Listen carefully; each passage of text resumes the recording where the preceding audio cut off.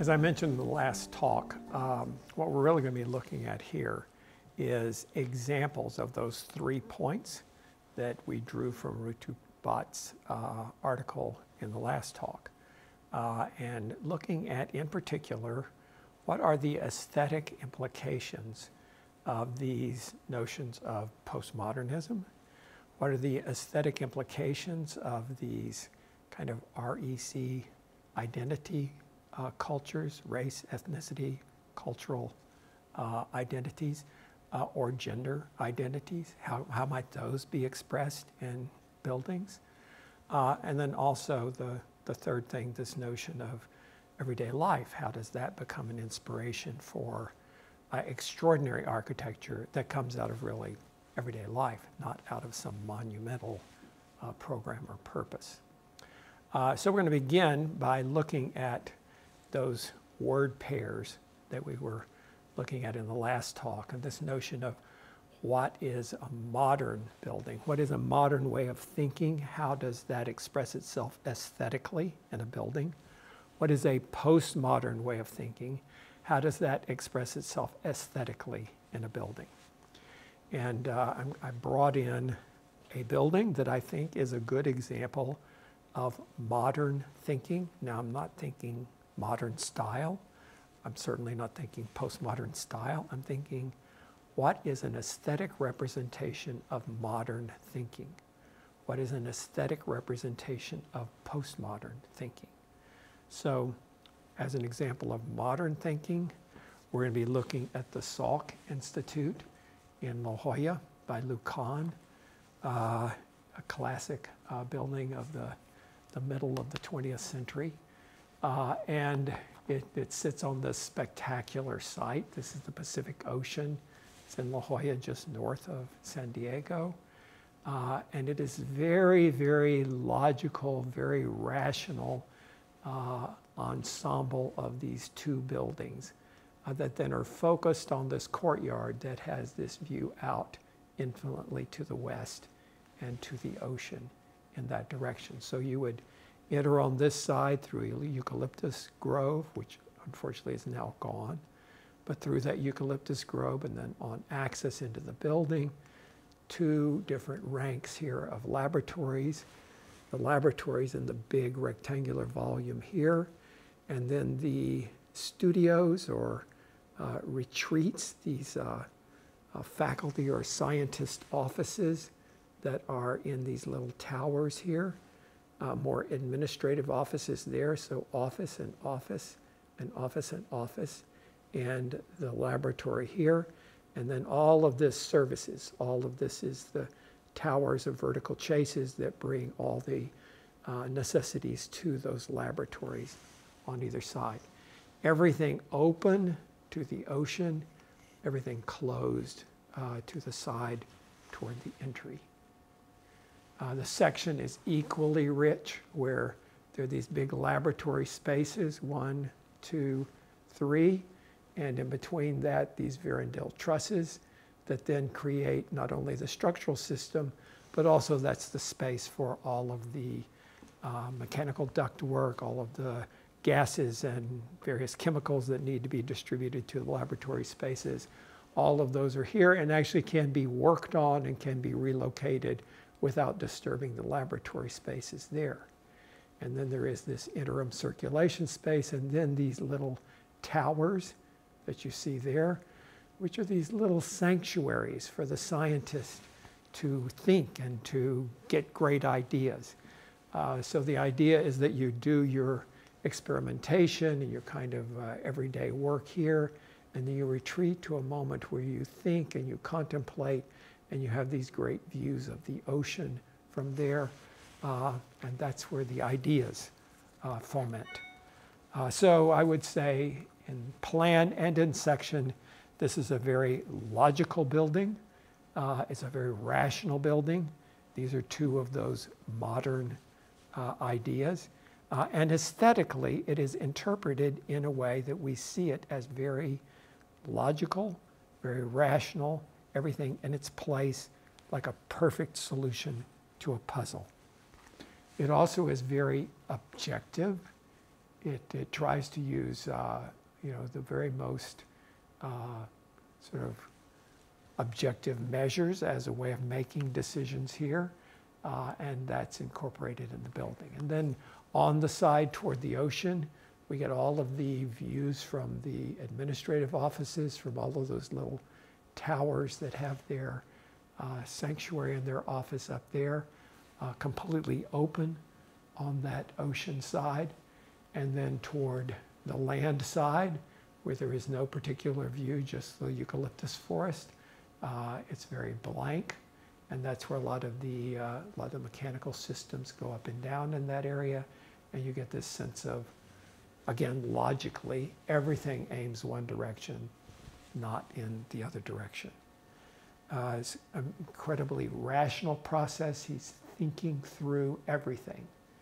And then in the middle is this courtyard that gives you the view out to the ocean in the distance, a little rivulet of water in the middle. This is, of course, a place of science. It's where scientists are. So in that way, this modern value of science over psychology. It seems to me this is one of those places where Kant is seeking truth. What is the kind of ultimate, clear, big truth? And he wanted this courtyard to have emptiness so that it could be filled up with ideas, that kind of search for truth that's there. And then it sort of descends down into a more informal courtyard at a lower level. But that incredible view out to the ocean, this big idea, it's about the whole. This is not fragmented or episodic, very, very holistic. It's a place that's almost about creating a kind of utopia, creating a place, an ideal place for a scientist to think, to contemplate, to invent, to experiment. It's a kind of utopia for doing that. And I think in that way, it's this powerful modern idea. And aesthetically, it's expressed with order and clarity and rigor, uncompromisingly. And then on the sides, we're seeing then, again, logically, this is where all the services go vertically, and they enter into then those Vierendeel trusses that take the mechanical systems horizontally into the labs below. But again, perfectly rational. We see this as mechanical. We see this as the service side of the building. And we see those towers expressing their function perfectly. And that's very different from the more inhabited side of the building, which gives a different set of materials and a different scale. Again, rational, clear, logical. It even is kind of hierarchical, that notion of the God scientist sitting up in his room, looking out to the ocean, having great ideas, while the minions work in the laboratory, which, by the way, has no view whatsoever. So there is that kind of hierarchical arrangement in there as well. Okay. That, to me, is an aesthetic representation of these values of modernism. Just a stone's throw away from the Salk Institute is the Neurosciences Institute, also in La Jolla. This one is by Todd Williams and Billy Chen, and it's done 40 years later, at about the turn of the 20th to the 21st century. And it is very, very different. It also is a place now kind of for science, but it's psychologists, it is neuroscientists. They're dealing with the brain. So in a way, they're about as much about psychology as they are about science. They're very interested in psychology. So in that way, it's more that edge of postmodern kind of values. I would say this one is a subjective place. There's nothing that says that wall has to be right there. It's irregular. These decisions are made, a million intuitive decisions, kind of emotional decisions here and there and around in the building. It sits in a very, very different relationship to the landscape. It's loose, and there's a certain kind of messiness to this one. It's not everything orderly in its place. It's a little bit more ad hoc and serendipitous. Every bit is a little different from every other bit. It's a collection of episodes rather than a kind of holistic, clear, objective kind of thing. It's a much more inclusive space. I challenge you to say where the God scientist is and where the minions are. They're all mixed together. And the minions get just as much view and just as much amenity as the big dog scientists do. So it's very non-hierarchical. These are primarily kind of laboratories that look out into that space. This is primarily offices and administration that looks out into that space. There then is a kind of convocation space, which has an auditorium and meeting rooms, and all of them gather in that central space right there. It is crazy complex. The section changes over and over and over and over again. In a single building, the section will alter constantly. That one section in Salk Institute, right straight through the whole building. But this one is extremely varied. Sometimes the building goes under the earth here. Sometimes it's bermed into the earth here. Sometimes it stands proud and clear.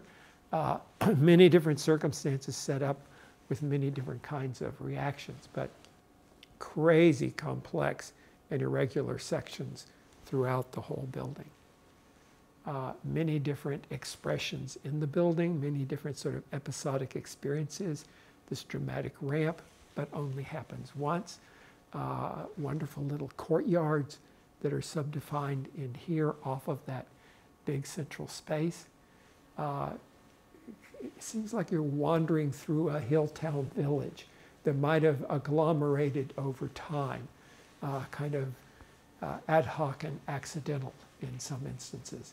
Rather than a holistic composition, it's very fragmented and very episodic. It also has this very interesting relationship to the land. It's kind of bermed into the land, and then sometimes the land is reshaped to go over the building, as it does right there. That's that kind of convocation center with all the laboratories and offices facing around it, loosely like that. It's actually made of Central Texas fossiliferous limestone, actually the same stuff this room is made out of. That's because Todd and Billy were visiting professors at UT about the time they were designing this, and they fell in love with fossiliferous limestone, so that got to be the dominant material in the Neurosciences Institute. Many little episodic moments, a beautiful little fountain there, a little garden over here, intimate little places to sit, but very, very different in scale and in experience than what you got just a stone's throw away at the Salk Institute. Now, I would say aesthetically, this represents many of those words that we were talking about being postmodern. It is about being somewhat subjective, maybe a little messiness here, more reality, non-hierarchical instead of the dominance expressed in Salk Institute, more inclusive, certainly more about everyday life and just the comfort of the people who are working every day in the environment. And that's at all different levels.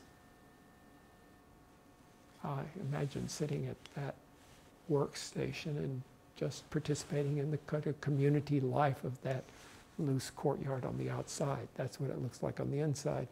That's on the outside, that's that same wall on the inside. Okay, so one example of those more modern notions, is there an aesthetic representation of those more modern ideas? Is there an aesthetic representation of those more postmodern ideas? And then Ritu Bhatt is all about trying to reconcile these. yeah, it's kind of ridiculous to think everything should be objective. No, that's not right. But then really, should everything be subjective? So Ritu Bhatt is always kind of negotiate the ground in between. And I think it's productive to look at that. And the example I think maybe handles that particularly well is the Museum of the 21st Century in Kanazawa in Japan by Kazuo Seijima. Her firm is Sana, but a very, very accomplished Japanese architect practicing in Tokyo. But this is in Kanazawa on the west coast of Japan. So let me make this argument. This is 2006, 21st century building. And that maybe it is bridging between modern and postmodern. Maybe, in fact, it's got dual traits over and over again. So this is with an art installation of morning glories that were on the outside of the building when I visited there, and then it has that kind of interstitial space between the morning glories and the glass. This is it without that art installation on it as it was originally. So I'm making the argument here that this is both full of order and reality. That big, strong order of the circle. But then it also deals with the reality of the fact that you enter this building in many different places. It's in a part of the city where in one direction is this very historic castle. So many people would be coming from all over Japan to see this historic castle and at the same time coming over to see the museum. So there needs to be an entrance on that side. There's also a beautiful Japanese garden here. A lot of people come to visit that garden, and it would be, of course, good to be able for visitors to go from the garden and walk over to the museum, but from a different side. Then the city itself, the sort of downtown retail areas in one direction, prominent neighborhood in another direction, so that the conclusion came to be that we need 4 major entrances to the building here. So we have this sort of unifying element here, but then that reality of, many different places where the building would be entered. There is a clarity to the building in that great circle, but then there also is a bit of messiness in the way you move through it, and this almost rat maze kind of circulation path, and the extremely varied kind of exhibit spaces that are here that create a kind of messiness, certainly not the same kind of order or clarity that the circle produces. There also is a sense of the whole, for sure, in that circle, but also very episodic in that all these little moments within are not so much bound together by a whole. It's also a very egalitarian building. This is kind of interesting thing where you can come into this building and walk through it any time of the day as a pedestrian without getting a ticket. Or you can go this way like this and go from point A to point B without getting a ticket. Or you can go through the ticketed portion of the museum, which has a varied boundary. Sometimes the ticketing boundary is here, sometimes it might be here, sometimes, so that they can cordon off different parts of the museum depending on what they're exhibiting in those areas. So it is extremely inclusive in the sense that it becomes a public space. And people are all over in the building, eating at the cafe. There are a lot of interactive art exhibits, places for kids to play, things like that, that are just a part of that circulation path. And many museums have these educational wings, or they have the cafe, or they have the gift shop, but they're not so much a part of a public realm. But in this case, that becomes completely a part of the public realm. And they're tempting for anybody just walking from point A to point B in the city to participate in. And you see people constantly just as pedestrians walking through the museum and being included in the life of the museum. So it's a very egalitarian place, a very inclusive place, and it really is about everyday life. It brings the everyday life of the city into the building. It's not just about high art. It's now saying high art is mixed with the rest of the city. So again, these things that are modern, like the order and clarity and the sense of the whole and the idealization of that perfect circle. There is a kind of sense of this is a utopia, a great center for art. But then there also are these things of it being just about everyday life and inclusivity and bringing people in, and about the kind of messiness spatially, and about the reality of accommodation of various things within it. I think also just aesthetically, there is a kind of perfection to that perfect glass wall, but then there also are many moments that are serendipitous and kind of surprising in the building. There are galleries that are very modern and are about displaying art in a very clear, traditional, unobtrusive, modern way. So you see those objects on the wall, beautifully lit, no distractions of anything around it. And then there are extremely postmodern experiences of art here, where, for example, this is a collaboration between the architects and an artist, where in one of the courtyards up above, you look into what looks like a swimming pool, and you mysteriously see these people at the bottom of the pool.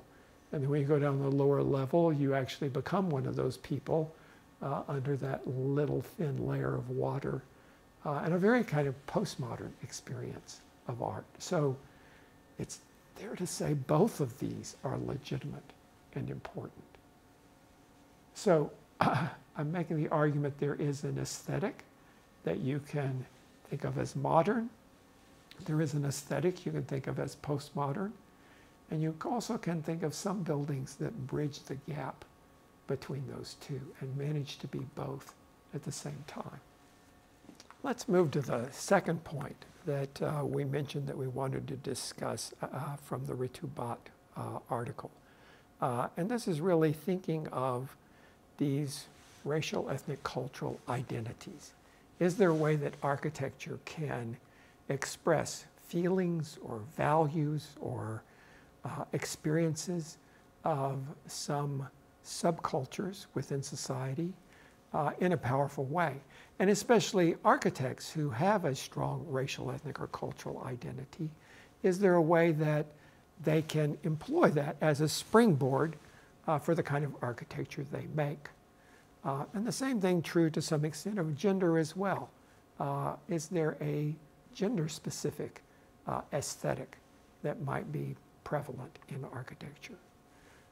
So the building I brought in for us to look at this and think about it is the Jewish Museum in Berlin by Daniel Libeskind. And this was done in 1999.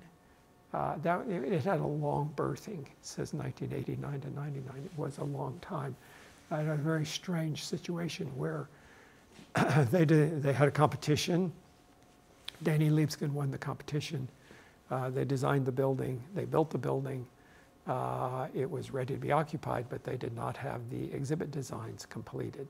So it actually was open for a period of time where you could call ahead and you could get tickets to go see the building only, no exhibits. And there were many people who thought in that period that the building itself represented the Jewish experience in Germany, maybe better than the building when it got all the content in it. That it was so powerful as an expression of the Jewish experience in Germany that it could just stand alone as a building and let you feel what it was like to be in Germany, not just in the pre-war period, but for centuries before that. So the building starts with an existing building right there, a kind of upper middle class house. And you enter into that building, and that's the entrance to the museum. So there is first that kind of, okay, this is broader German culture, good German upper middle class kind of building. And you enter that, and then immediately from that building right here, you go downstairs and into the basement level of this building here. And the way you get to the rest of the museum is you go on that basement level on these long axes. There's the axis of exile and the axis of the Holocaust.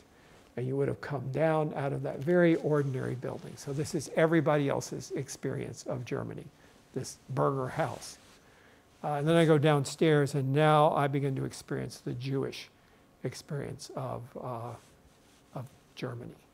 And at that point, there are these long, long kind of interminable corridors, very confusing circulation. You cannot find your way around. You actually are trying to get over here to a stairwell that takes you up to the rest of the building. But it's like a rat maze, very, very difficult to find your way around intentionally. That was the Jewish experience, always discombobulated, always having the rug pulled out from under you, thinking this is the right way. No, that's not the right way.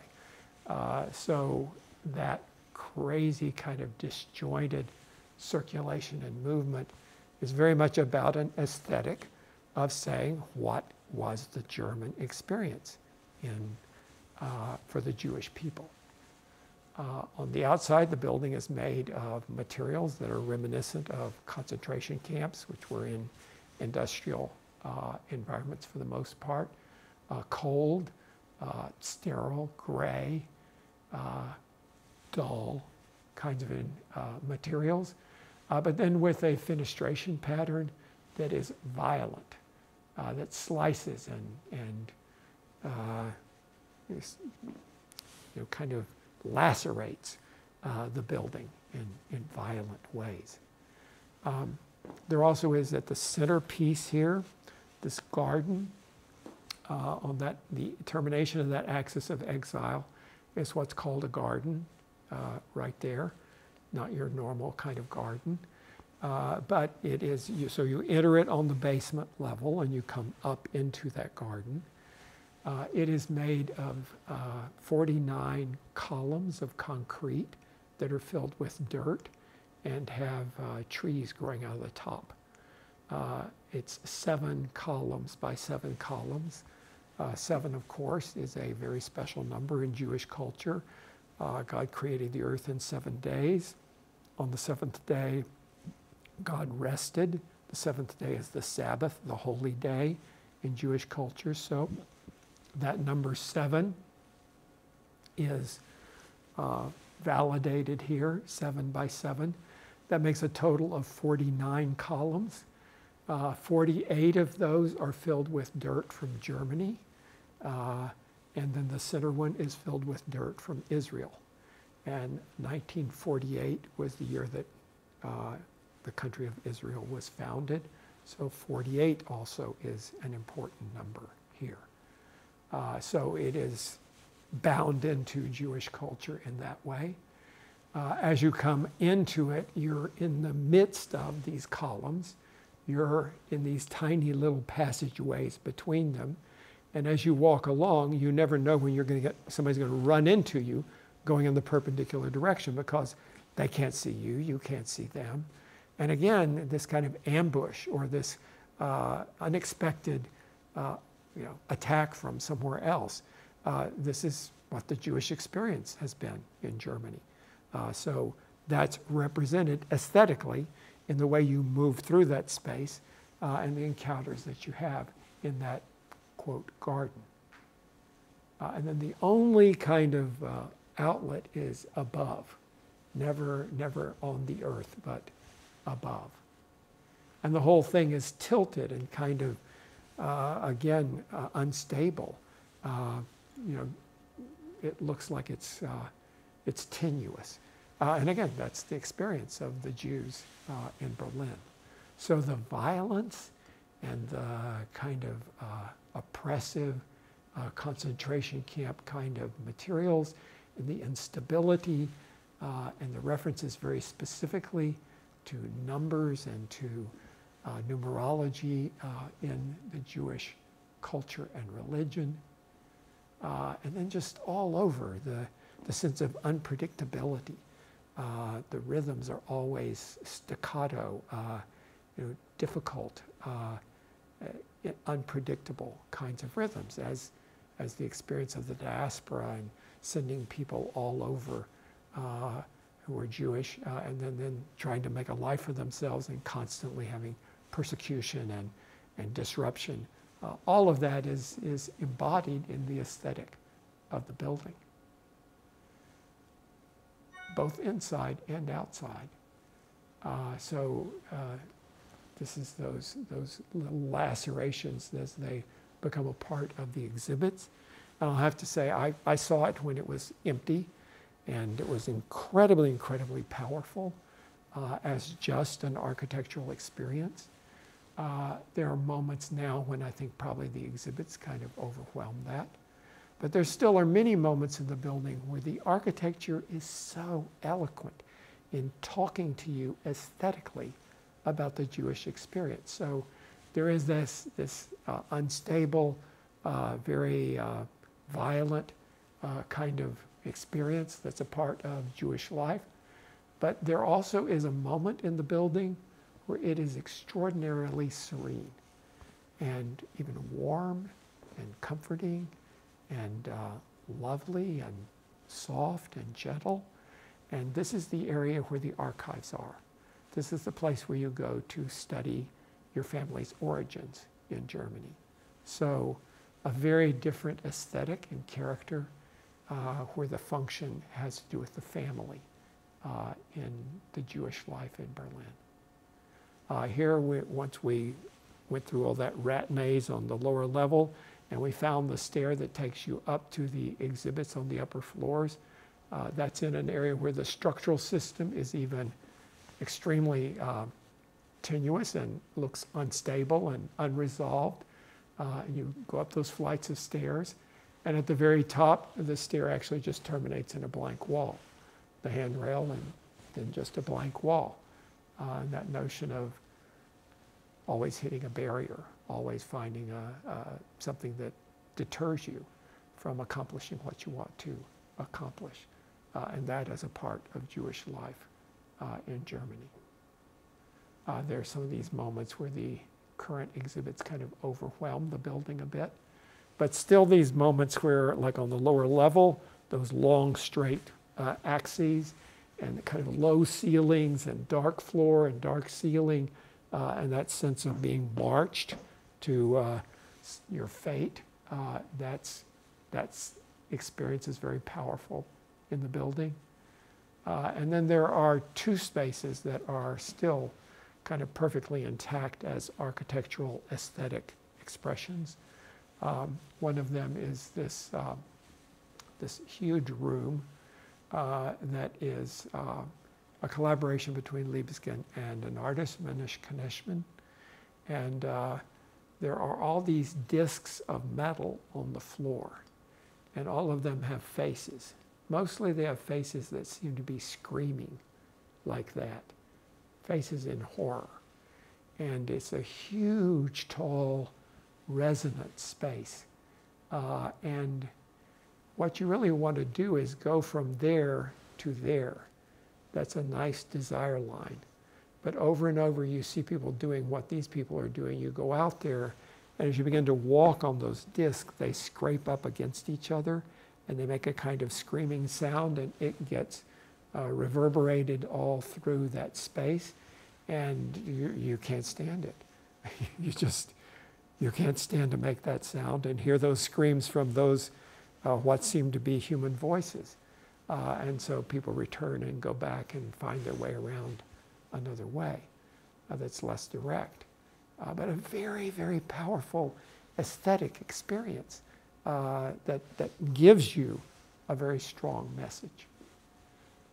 The other is the Holocaust Tower, this piece right here, which is a big, solid, vertical room, a trapezoid, which is a little bit of light up at the top. And you enter on the basement, and you just go into this space, and they shut the door behind you. And you're isolated, and you're alone, and that's another experience of Jewish life in in Germany is this isolation and being alone. They leave you in there for 30 seconds and then you come out and you can't wait to get out. So again, it's using architectural form for an aesthetic experience that carries a powerful message about race, ethnicity, culture, very specific to this culture. So yeah, let's talk about that in class. Do we think that it is possible to make places that are specific to classes or genders or races or ethnicities? The third thing in Ritu Bhatt's article I want us to discuss in class is this notion of the importance of everyday life. And can you make great architecture just for everyday life? And is that maybe even the epitome of great architecture? Certainly in Jane Jacobs' terms, that's what architects ought to be about, is really growing architecture out of everyday life. And I brought in maybe an odd example for that. It's not a postmodern building. She's talking about the interest in everyday life in postmodern world. But this actually is a modern building of the modern period, but that gets that real architectural distinction in part from its attention to everyday life and a real growing out of everyday life. So this is Lafayette Park, which is this area right here, very near downtown Detroit. Of course, we know that Detroit has had a tough time the last few decades, and this is right near the inner city. And by all rights, this probably should be a bombed out neighborhood. But it is not a bombed out neighborhood. It is a thriving neighborhood. I've probably been there 5 or 6 times. This is what the neighborhoods around look like. These are beautiful houses. These were upper middle class neighborhoods. And now the houses are abandoned and they're boarded up.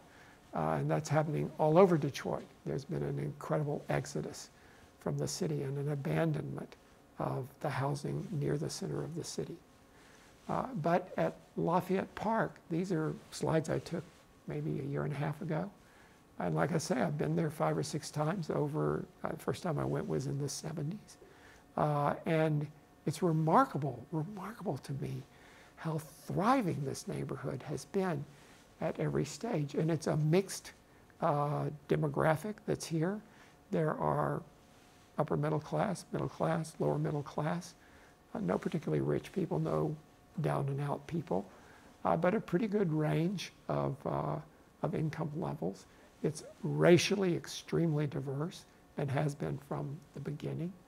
But it really is extremely concerned with how you live in this place.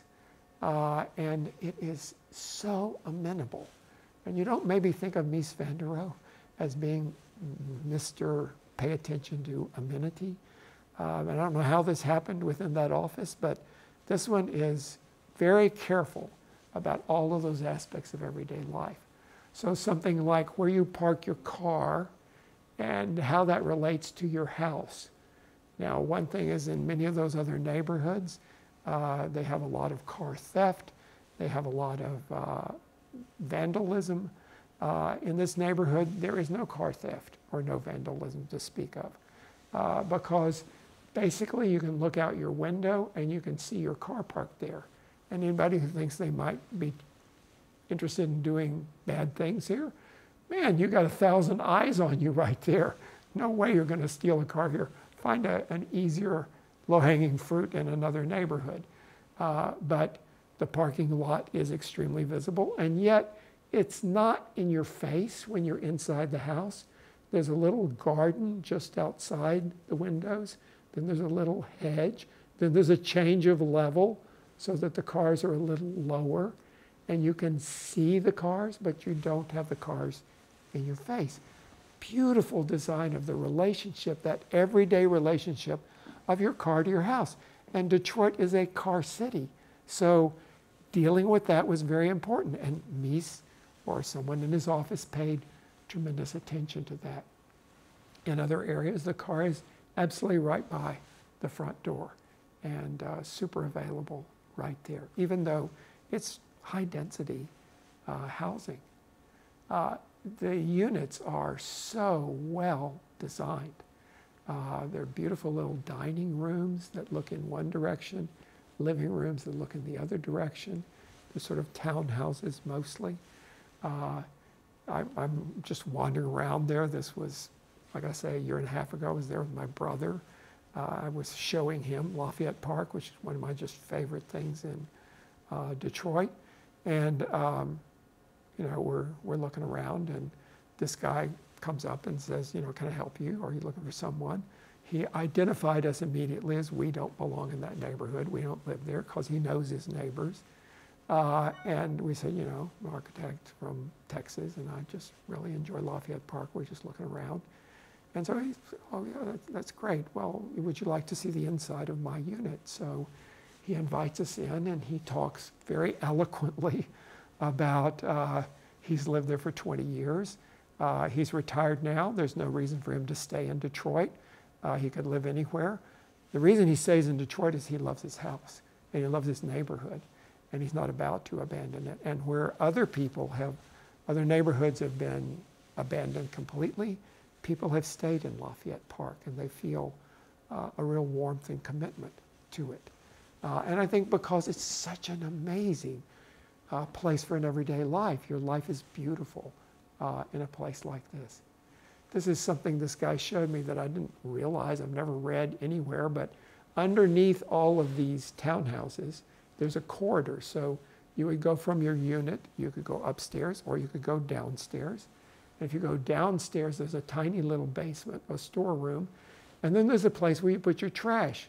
So you take your trash from your kitchen, you put it down here. When they collect the trash, they come along this passageway and collect the trash. But it means that the neighborhood in general does not have trash cans on trash day. The neighborhood in general doesn't have that kind of unkept quality or uncared for quality that might be there. But instead, everyday life, you've got to have the trash somewhere, taken care of, beautifully designed into the building. There was a book done recently that I dearly love that is people who live in Lafayette Park. And it's just little profiles of the people who live there and the interiors of their units. And there's quotations from them, and they talk about how much they love their view, or how much they love their garden, or how much they love the trees, but it's always about living there. It's not, oh, I'm just crazy about that Miesian aesthetic. They like that. But what's really beautiful is the way that everyday life has inspired the place. And it's this wide variety of younger people now and older people, black people, white people, these people get along. It's a really compatible neighborhood. I love the contrast here between someone who clearly, oh my God, she has done everything, every single decision about that, the color and the artwork and the napkins and even her outfit, everything's sort of coordinated. And then this other guy who just like freaking moved in with boxes and never did anything. So people inhabit it in completely different ways, but still it's a beautiful place for them. It's a place where they can live their life well. Importance of everyday life. And the last project I want to talk about is everyday life at another level. This is Discovery Green in Houston. It's a 12-acre park in downtown Houston. It's on a bad side of town. The east side of Houston never developed very well. This is sort of the edge of downtown. And they tried to stimulate development with a convention center, with a ballpark, with Toyota Arena, which is over here. But it was still always bombed out, just parking lots and empty parcels.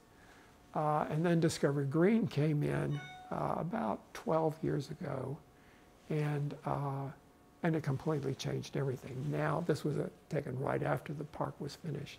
Now there's a high-rise multifamily housing here, high-rise office building here. There's a huge Marriott hotel there. Every parcel is taken up in the neighborhood now, mostly because there is this place for everyday life to be wonderful in this part of town, whereas before it was dismal. The bookings in the convention center went up 16% the year after Discovery Green was put in there, because there's a place to go in between events at the convention center. They had not taken care of everyday life in the convention center. They just made facilities, but they didn't think through, well, what is the whole everyday life experience? And now with the park as a part of that, it made it much more desirable to book a convention there. And this is really the living room for the city. When the Super Bowl was in Houston, this is a central location for the Super Bowl. This is, weather report on the news at night is often from Discovery Green. And it's a place where there are great festivals and events, but there also is just an everyday life here that's thriving and wonderful. So there's, a while back, I parked my car a few blocks away and I was walking to Discovery Green. And I parked by a family that was getting out of a beat up old car. They open the trunk, 4 or 5 kids come out, they all take the different, the ice chest and the blankets, and they're all going to Discovery Green to have a picnic. So I walk near them and watch them set up for a picnic, and they set up right under these big oak trees right here. And the kids are out playing around over here. And there's a lot of playscape over in that direction. And at the same time, this is a 5-star restaurant right here. And there was a very, wealthy couple that was sitting out here. They had their 2 extremely well-behaved little urchins there. And they're having a drink, and their kids start playing out here too. And pretty soon, the poor kids and the rich kids are playing with each other.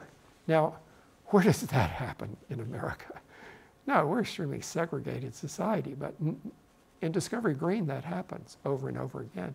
There actually is an article that was written that compared 5 different public spaces in Texas and really highlighting the fact that Discovery Green's the only one that really does bring people of different backgrounds together. Otherwise, they tend to be more exclusive. And this is inclusive. So again, this is really all about making a place that's for everyday life for anybody in Houston, and really does bring people of diverse backgrounds together. And there you can see the multifamily residential building, the high-rise office building, the new hotel over here, all of that stimulating, and now a community around Discovery Green that uses it extensively. And it really is it's a combination of the building right there is partly a public library, partly a sort of burger joint. This is where you get equipment to check out, but all of that's next to an interactive play fountain and a kiddie play area, dog parks. Then there's this 5-star restaurant. And the 5-star restaurant isn't any fancier than the hamburger place. It doesn't like those people are exclusive or different. They have the same kind of vocabulary. And it's all about a kind of inclusion of everyone in that space. Big sort of amphitheater space and performance stage, and that's where you go under to go to underground parking down below. Just a big open field there for soccer games and festivals like this. It's that interactive fountain. Just a really amazing space for everyday life for Houstonians. And now more and more cities are understanding the importance of these kinds of spaces. Millennium Park in Chicago, many amazing new parks in American cities have really played to the same kind of needs that are here at Discovery Green. Okay, so think about these 3 different areas that we identified in Ritu Bhatt's article. Get your ideas churning about what you agree with or what you don't agree with, and I'll see you in class.